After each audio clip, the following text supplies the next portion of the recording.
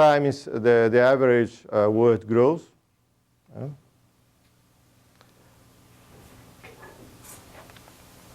Here, this was taken by the report of the Ministry of Science and Technology. This data,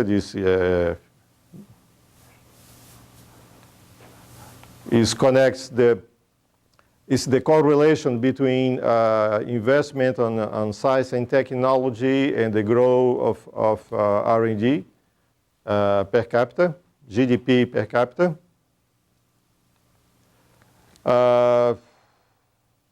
Then countries which develop the economy have a strong part of activity in research, development, and innovation, and self-financed business, and those financed by government. I would say that the private sector, plays an important role in production of R&D, which doesn't happen. Now we are going to see some problem.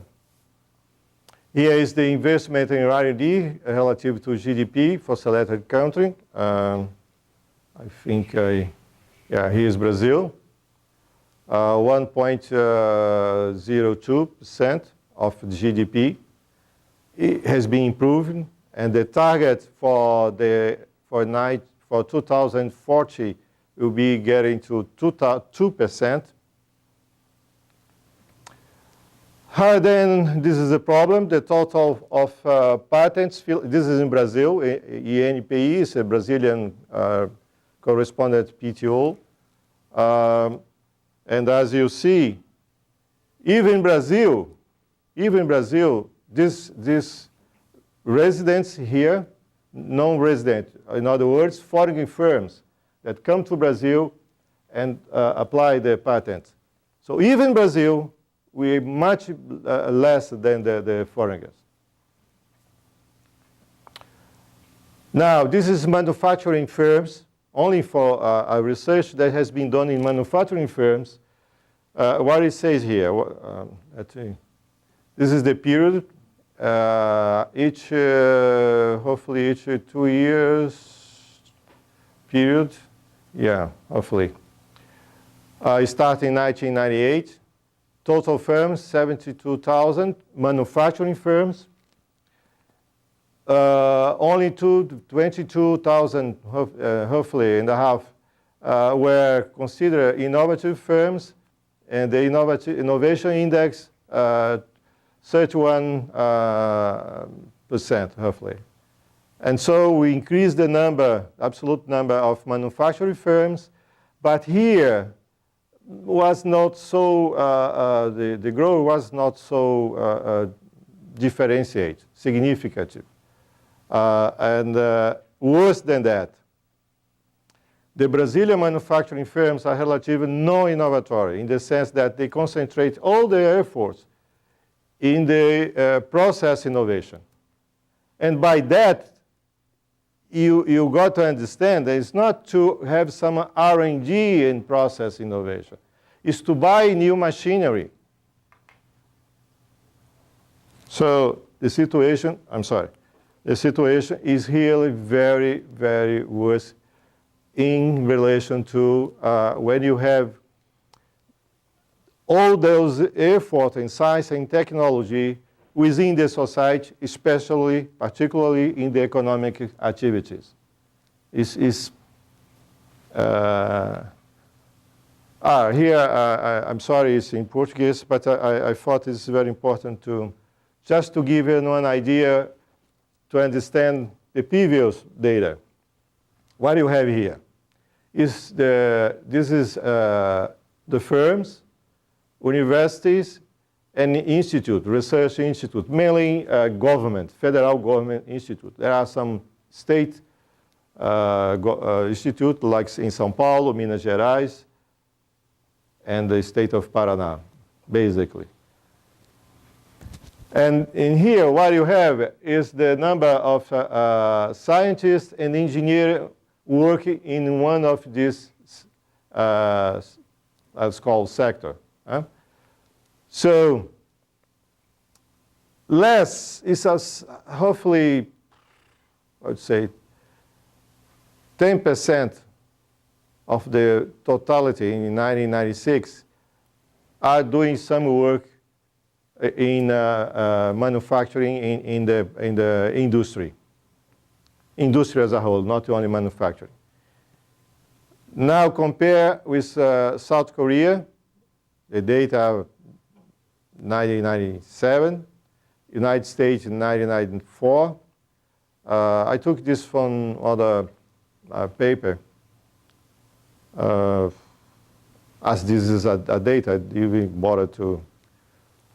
What's happened here is almost 50% of the total number of scientists and engineers working in the industry. United States is close to 80%. Here you can understand why we have this. Now pay attention, please. It's not only because those guys are not working in the industry. It's because the executive, the industry executives, the people who run the industry, doesn't see it as important, period.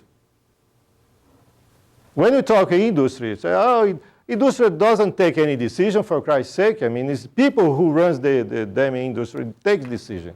And those guys don't see, don't understand, or don't want to bother with R&D. Or, okay, let's be more friendly. They don't want to take the risks that are inherent in R&D activities. If you follow, and if you believe that R&D in a country is doing only by due to the enterprise, private enterprise, and yes, they assume the risks, and yes, they believe in free market. I stopped to believe in Santa Claus long time ago. So I will make my case.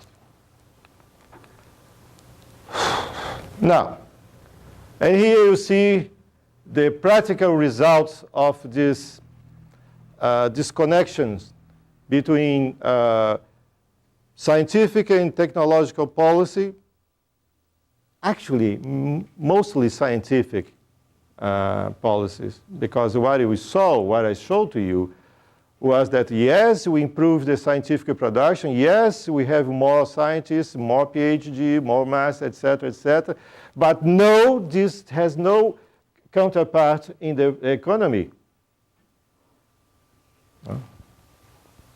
as a whole. So let's see here, Brazil. Industrial products, yes, so it's okay. I mean, when you compare, let's be more honest in the sense that, I'm not being fair with the Brazil efforts towards develop. No, this is not fair, what I have been said. Why? Because when you compare the Brazilian export data until the 8th, the majority of the exported trade balance will come from agriculture, without any industrialization, nothing. It's just production, harvest, and export. Okay? And now it's become less than 1/3. So a lot of effort, yes, has been done in relation to industrialization. It was enough? No, it was not enough. That's the point. And see here, when you go look at high and medium-high technology, this is the share. This is compared with the whole export value, industrial sector only. High technology dropped drastically. Medium high, we have something. Medium low technology, 19. Low technology is more or less the same size of high, medium, high technology. In non-industrial products, also is significant. Now, when you compare with even Russia here, no, it's not okay, you're doing well, nah. There you have China, South Korea. It's amazing, South Korea, because when you look the data and compare the two countries by the beginning of the 1970s, we're ahead of them. So what on earth happened from there on? Huh? Okay, that's an overall view of science, technology, and the impacts of those policies in the economic life, Brazilian economic life. I hope I have given you, hopefully, a picture of it. Now, what's going on here? Now I have two. That's why. Now I have two. This is just came out. Is from The Economist. Is a report 2010.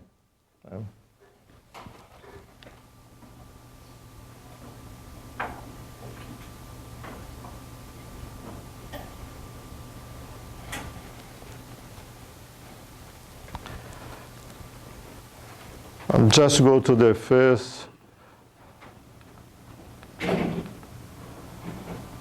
Here.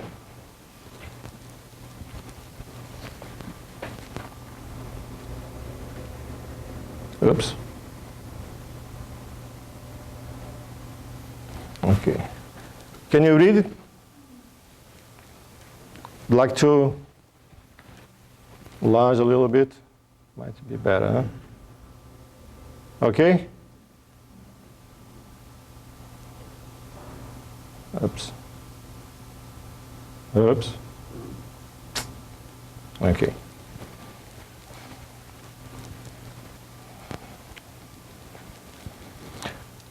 So, oh my God. Yeah. So, I'm not going through this. This will be some kind of. Yes, you have a very large extension of land, agricultural land. Yes, you have 1/3 of the whole water. Potato. Yes, thank you. But and you become the world's biggest beef export, supply of sugar, coffee, orange juice, ethanol, tobacco, chicken. And second hand, this is, we are first. Good. Thank you. Then soybean, and the fourth in pork and cotton. Also, to produce paper, I'll call this cellulose. Okay? I think we are already the first cellulose producer in the world. Now, when you look at the so different kind of soil and microclimate, micro regions that are so different, if you take into account by the beginning of the 80s, we didn't have technology to achieve those results. Neither knowledge, scientific knowledge, neither technology, nor management skills to organize a production in this scale.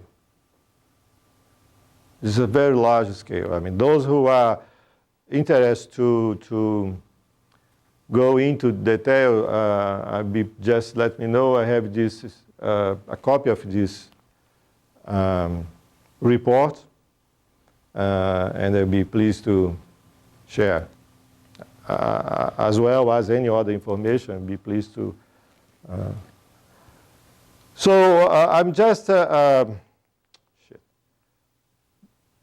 put this here to call the attention the very astonished performance of the Brazilian agro-industrial sector. And you have to consider that together with the agricultural production itself, you have associated with this the setup of industrial plants to produce alcohol, to produce soya oil, soybean oil, to produce, to prepare industrial beefs, to export, etc., etc. Coffee, the same. So a huge change in the Brazilian management styles, culture, and skills, especially in those sectors, has been through over these last 30 years. Let me see. Jesus. I'm sorry. I talk too much. Let's see this is the other thing I'd like to talk is Embraer. It's just amazing how Embraer came to light. What was the steps took by the government in 1950 to prepare the country to have his aircraft manufacturing industry. I'm doing the following. So that's one question I ask you. I give you the overall performance of the Brazilian firms, as I show you, regarding innovation, how those achievements were possible. Yeah, there are some things missing here. You agree? I mean, I show you the data. Okay, we have a very good scientific performance in the academic side, but not the use of those knowledge, the use of those skills in the economic life of the country. Okay? But then I pick up two cases. One is a very large because there are hundreds of firms involved in it, hundreds, even 1,000 firms involved in the whole complex agro-industrial sector. The other one is a single firm. Well, actually, it's not a single, because it has spin off so many small, medium, and now even large firms in the production of aircraft. How that was possible? There was any kind of connection between those experiences that might explain the outstanding success. That's the case. Then I found this, I quote the name of Professor Banji Oyeirinka. I hope I said, pronounced it right, which I agree with him when he says that innovation processes are not the outcome of single policy, but a set of policies that goes, and then it's not science and technology policy. Innovation policy focus shifts towards all parts of the economy, okay. Innovation policy pay special attention to institution and organization, include competency building. This is very important. And you want, let's let, how long I can go? Well, we have the room probably till 1:30. Some folks will need to probably leave for class, but I'll try to speed it up, just to get the point. I'm sorry.